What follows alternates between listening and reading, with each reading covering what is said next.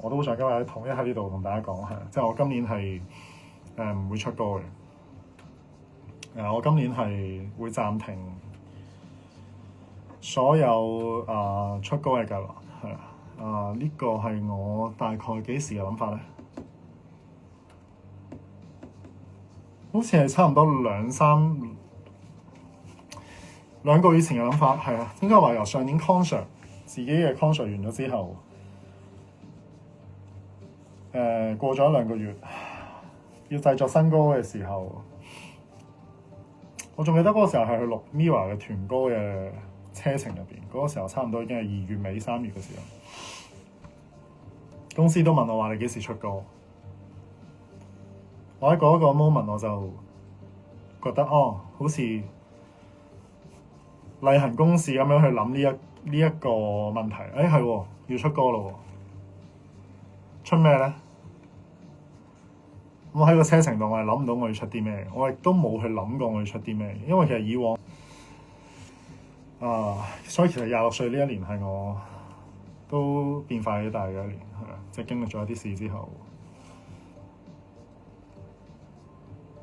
可能真係由一個你話如果人生好多時候，你話由一個男仔變成一個男人嘅階段，我諗對於我嘅轉捩點係喺26至27歲呢個階段，係啦，所以好開心今日喺生日嘅正日啦，27歲，我亦都想同26歲嘅嗰個自己講聲辛苦晒你過去嗰一年經歷嘅一切。即係無論將來發生啲咩事都好，你都要記住你自己承受過啲乜嘢，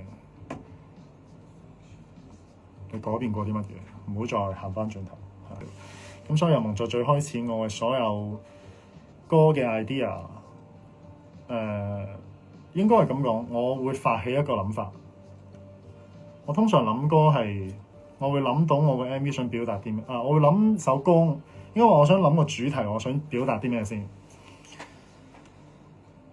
跟住我就會諗個 MV 嘅畫面，因為我都好中意睇 MV 啦，由細到大睇過好多嘅 MV，咁我亦都會由 MV 嘅好多畫面開始諗，我就會寫一個 storyline 俾我嘅監製 Edward 同埋作詞人，